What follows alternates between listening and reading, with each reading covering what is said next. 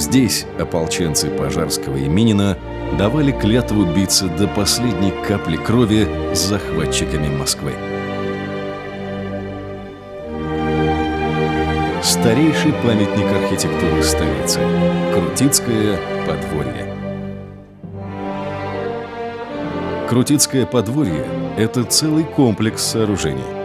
Главное среди них – собор Успения Пресвятой Богородицы.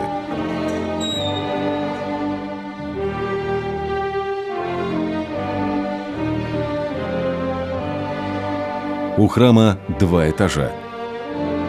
На первом церковь апостолов Петра и Павла. На втором – храм с главным престолом собора. Для православного мира во времена монгольского ига Крутицкое подворье стало оплотом веры.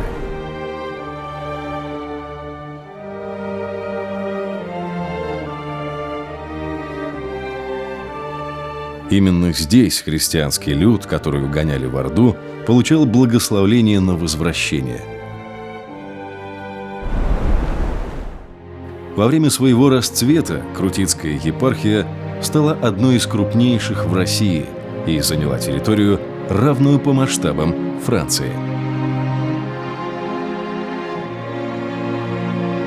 Сегодня исторический памятник, основанный в XIII веке, сначала как монастырь, а затем как резиденция епископов Сарских и Подонских, это настоящая жемчужина исторического наследия Москвы и всей России.